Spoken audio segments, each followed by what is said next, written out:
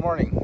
So we're at it again. It's bright and early, and we're headed from Wrocław, Poland to Swidnice, Poland, where there's an antique show. And the wind is blowing today quite a bit, so I don't know how the audio is going to be with all the wind. Swidnice has an antique show once a month on the first Sunday of every month, and we're going to go there today and walk around and show you a little bit of the stuff that they have on offer. And we have our trusty thermos. Actually, it's only trusty if you keep it vertical. So, but yeah, we're gonna head out. Come with us. And oh, I got a new tool. It's camera spyglasses, so I can wear them as I'm walking around. I don't know how they're gonna work. It'll be my first attempt with them, but it makes me a little more unobtrusive, and people kind of feel awkward when I'm sticking a camera all over their stuff. So, you know, when you're selling stolen stuff, you don't want people recording it. But yeah, okay. So the antique show is about the size of about, I would say, 4 or 5 football fields. So it's not gigantic, but there's a lot of vendors and there's a lot of really cool stuff. And yeah, I'm really excited to see what we find today.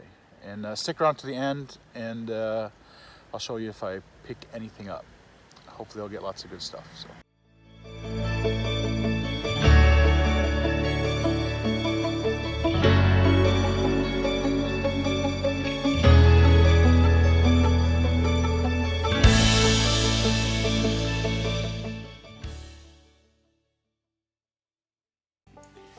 Okay, so here we are in Swidnice, Poland at the antique market, and some apologies I think are in order. From time to time I'm going to pause the video so that you can get a clear look at what's on the table or the ground. I wasn't past the learning curve with these new spyglasses, and as it turns out, sometimes the camera wasn't pointed where my eyeballs were pointed. So most of the stuff that just didn't work out, I went ahead and edited it out, and I promised to get better at that over time. I'm going to try to do these videos on a more regular basis. So that being said, you can also pause the video at any point. The resolution on the camera is pretty good. In movement, it's a real high shutter speed and it's a little bit shaky, but pause it and you should be able to take a bit of time to inspect anything that you want to check out. So, okay, so one other thing that I just wanted to add before we really get started with this walkthrough is that I am totally aware that a lot of the value and the interest in watching a market walkthrough video like this is not just seeing what's available, but also really what the prices are. And yeah, well, I have a little bit of a problem because I do have some anxiety about asking the dealers what the prices are when I kind of know in my head that I'm actually not going to buy the item. So what I'm going to try to do is, first of all, I'm going to work on that myself, getting past that, because I want to make these videos on a regular basis, and that's kind of a non-negotiable. People will want to know what the prices are, so I am going to work on that. But in the meantime, what I'm going to do is, when I see something that I'm kind of familiar with, I know the going prices for, I'll put that information up. There are websites here in Poland, actually in every country in Europe, that are similar to Craigslist, and I can put up some similar things for pricing, so you can at least get a little bit of added value there in satisfying some curiosity on what some of the prices are. And here we have a few lion head door knockers. Don't know a lot about these, the old hardware stuff, but at first glance these kind of look like reproductions. So I went online and I found 2 listings for lion head door knockers. One, the equivalent would be $25 US, and the other $50 US. And as with everything, when it comes to those websites, these are asking prices, and they're probably quite negotiable. Okay, so check out this gigantic, gilded, beautiful, old cast iron Catholic religious relic here. Actually, there are a number of pieces from the Catholic Church, and it reminds me that I do have a lot of research ahead of me in terms of determining what I can and can't export from Poland. Every country has its own rules, you know, designed to protect its cultural heritage. And if you run afoul of those rules, it can really cost you a lot of money, can lose time, and even potentially get you blacklisted from exporting in the future. So you want to do your research. The good thing is that most of those countries do defer to the European Union set of guidelines for cultural heritage protection. So you can look up the EU rules for antiques. And the one thing that I would say is that they're not always 100% clear. So you do have to kind of ask questions. For example, in the section that protects monuments, it says elements of monuments or interior design. So the question is, does that mean that every piece of furniture or anything that goes in a house that could be considered interior design is protected? No, not really, because they give windows. So items below a certain threshold in value or made after a certain date are automatically eligible to be exported.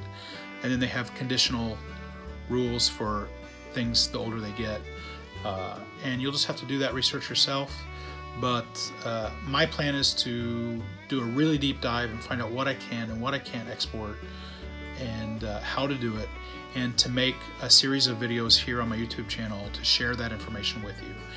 And what I'll do is I'll try to focus on information that will apply to most countries in the European Union, so that you can get a pretty good understanding of what you can bring back.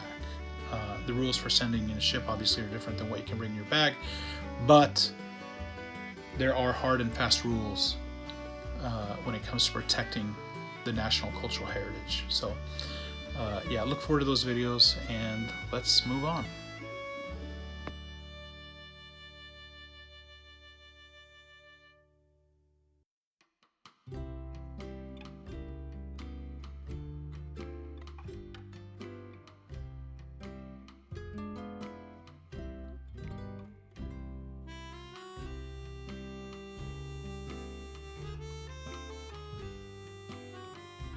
So here's a kind of a unique artisan booth, and I believe these are all hand painted. They really did look like they were, and the art is really good. And they've made these paintings on old barnwood siding, and a number of them were actually made on, it looks like boards that were kind of new or manufactured to look as if they were old, but the paintings themselves do look to be hand done. And really cool stuff.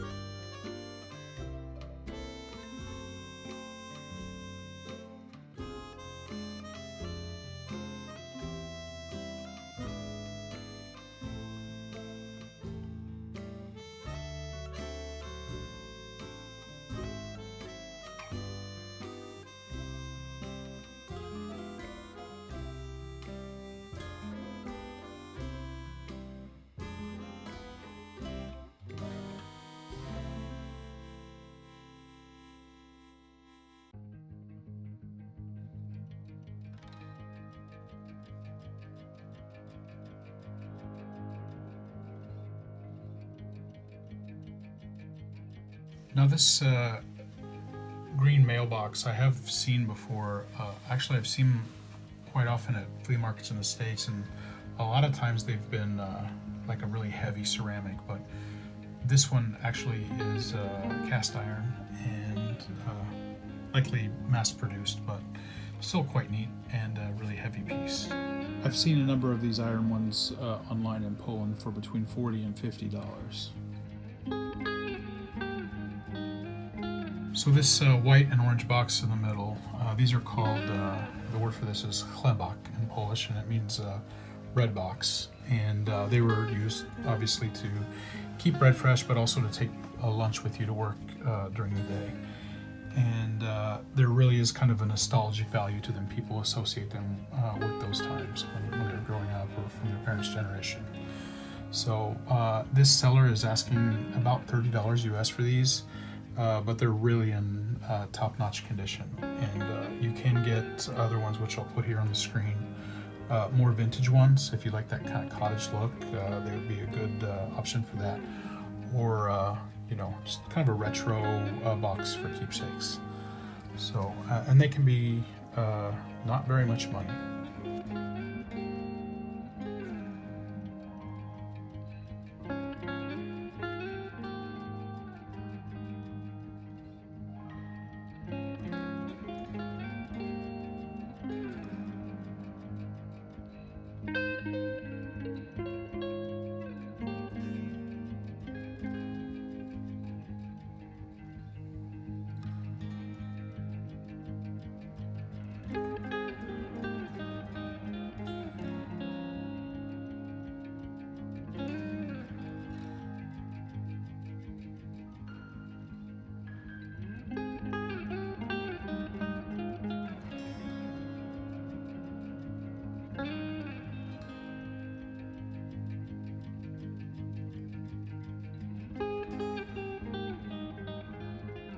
So once I got home, curiosity got the better of me, and I was shocked to learn how much those vintage lion head doorknobs and hardware fixtures are worth.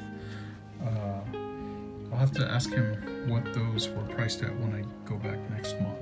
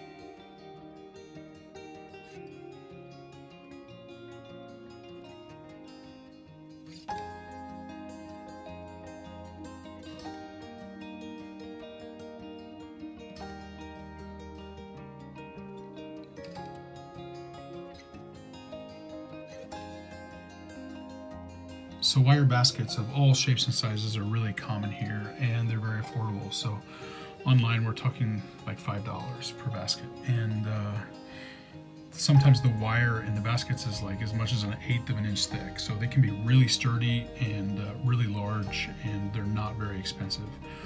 One particular style that I like are the baskets that used to house the old Demijohn bottles, which are the gigantic glass wine bottles, which incidentally can be picked up for about $20.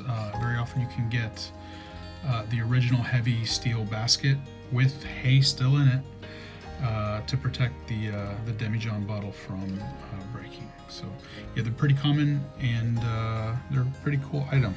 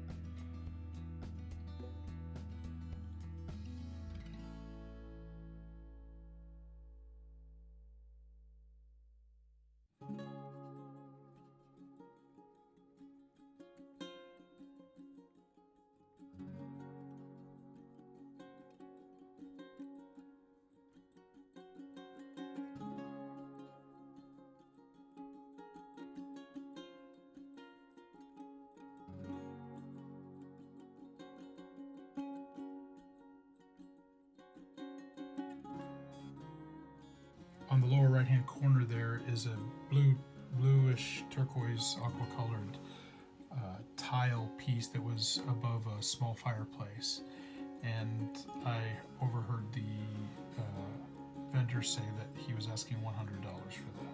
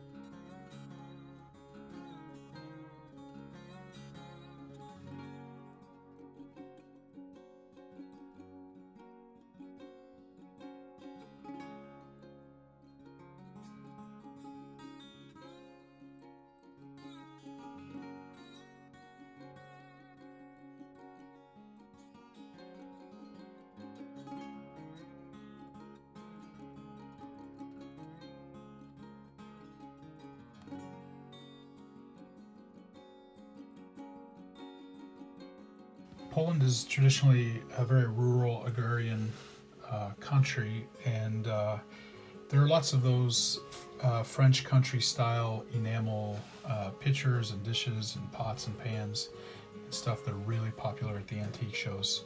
So those can be picked up for $10 a dozen here.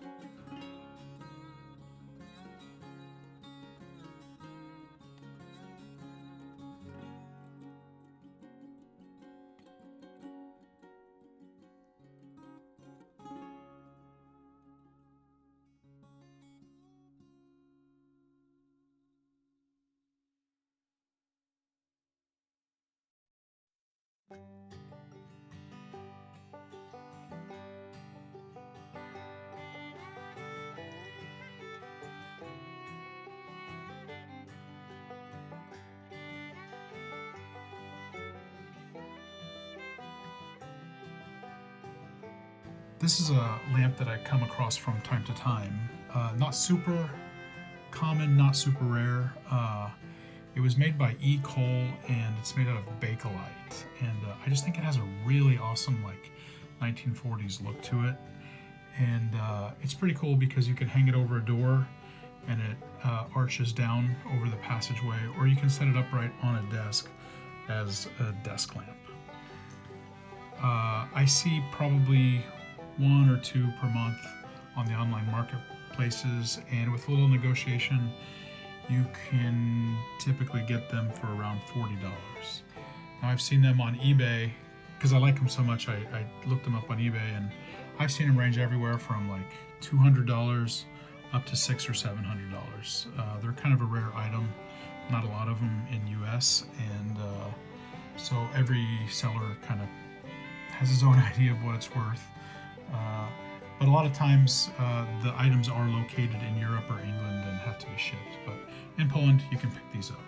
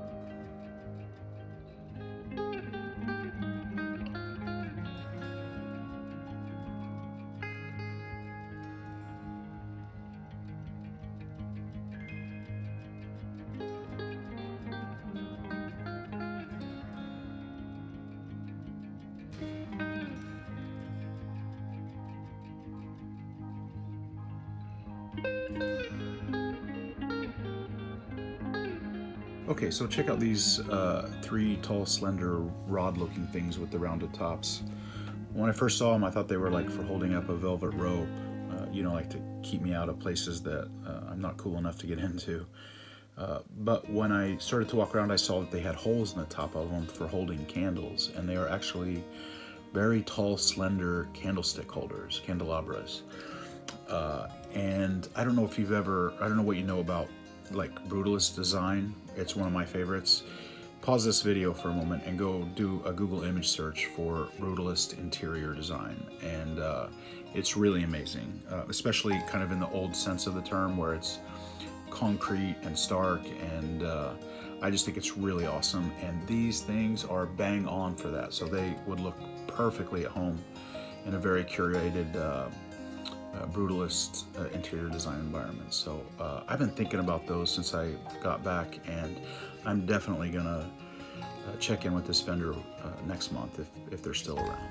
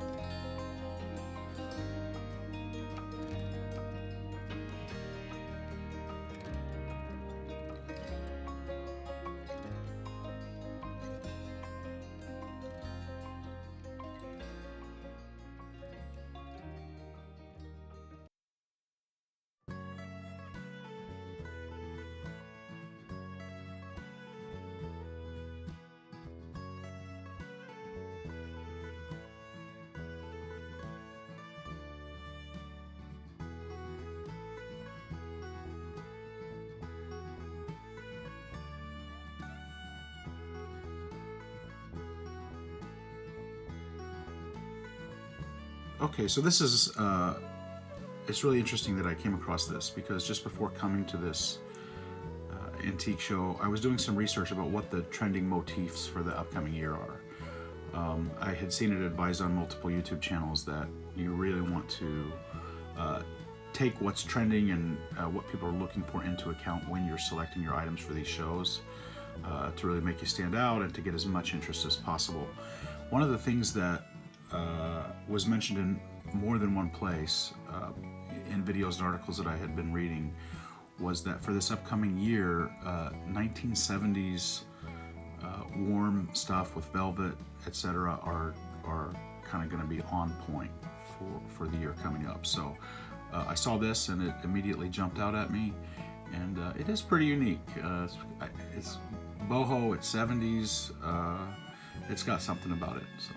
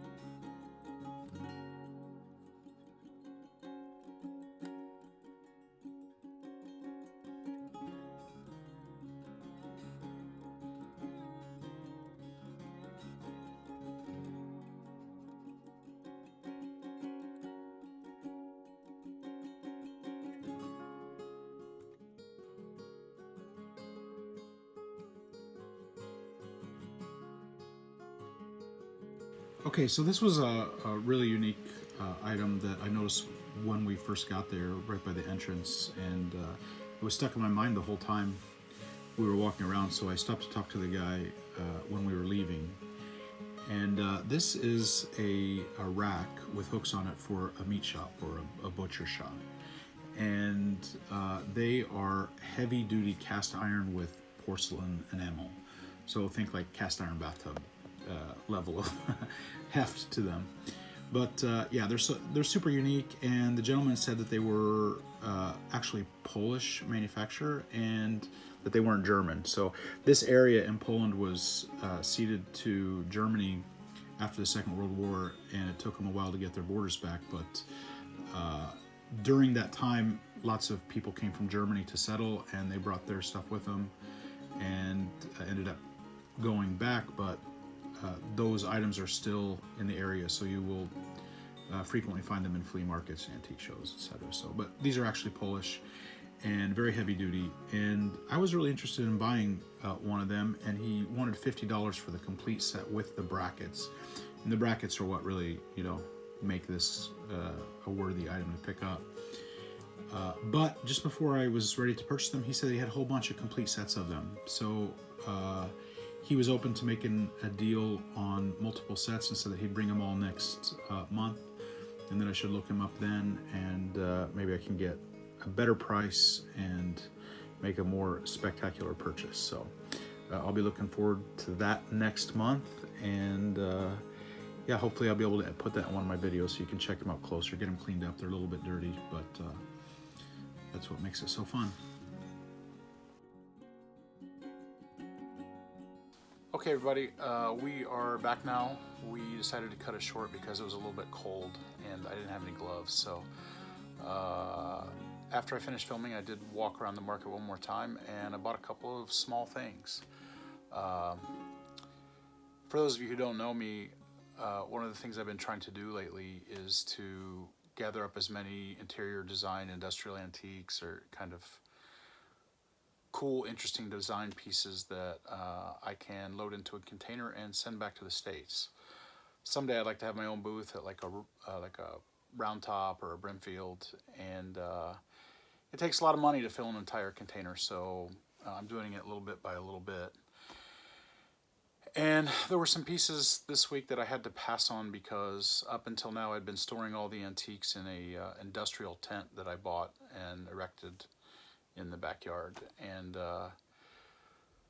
as luck would have it, we had a once in a 100-year storm, and trees were knocked down, and it damaged the tent and several of the items that were inside the tent. So for the moment I couldn't bring, I like those big showstopper pieces, and I'd prefer to save up a little while and get one of those than buy 20 little things. But it takes little stuff too. So I did buy a few small pieces, and right here at the end of the video I just wanted to take a minute and show you what I got.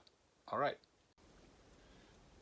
Okay, wow, check out that green verdigris color. So coloring going on there. So this is a Catholic church relic, and I believe it's made out of bronze. Might be brass. It's pretty naively made. Looks kind of some hammering stuff going on there. And yeah, it was made to transport Holy Communion, as far as I know. I'm not Catholic, but I think that's what it was for. It is ultra heavy, and I just thought it was really awesome with that coloring down there and the quality and the weight of it, and just seemed kind of like a really interesting, neat masculine design piece for like a library or something. So the price to acquire it, it was pretty good deal. I only paid $25 for that, and it's kind of hard to tell about the scale of it, but it's an ultra heavy piece. I would say it's almost 5 pounds. I mean, if you can imagine a 5-pound bag of sugar. So yeah, it was really cool, and I was excited to get it. So okay, so this is the next item, and when I first saw it I wasn't sure what it was. I mean, obviously I thought it was a lamp, which it is, but that's not how it started out its life. There's a maker's mark on here, and it's been stamped. It's really industrial. This was an early German welding torch, and at some point someone has rewired it to make it into a lamp. It's got a gooseneck here. Maybe it was done by a machinist, because there's nothing on this piece that doesn't look like it was originally there from day one. So it's really amazing. This is metal. I don't know how they got that color and that texture and patina on there, but this thing is really gorgeous. When it was turned into a lamp, it was done contemporaneously, because that's a really old switch. Not super old, but you know, this isn't somebody's art project that they did for the flea market. This is something that somebody's done in the past for a utilitarian purpose. And yeah, it is an amazing lamp. I'm super proud to have it, and I'm so glad that I found it. So yeah, that's the second piece for today. So okay, so that's about it for today. I did just want to say one other thing. Like I said, I'm putting all these antiques together and sending a container to the States, back to Illinois. And hopefully I'm going to learn a few things along the way. I'm going to learn about how to solve storage problems, get containers, where to find the stuff to fill the containers, get them filled, take care of all the logistics, and how to legally export, get them through customs and on the sea back home. So once it gets there, I'll need to get it through customs clearance in the States and transported to Illinois. So hopefully I'm going to learn a lot along the way about logistics and international business and importing and exporting. And really what I wanted to do with this YouTube channel is share a lot of that information with anybody else who would be potentially interested in doing the same thing, because there's just such a lack of information. I've been thinking about this for about a year and scouring YouTube for any kind of information that I could find about how to do this, and I just couldn't find very much consistent, reliable, quality content. So that's my intention for the channel. And if you're interested in that and want to learn more about the challenges and solutions that I come up with, then please subscribe and come along with me. Comment in the comment section if there's something more you'd like me to pay attention to when I do the flea market videos. And hope you like it, and I'll talk to you again soon.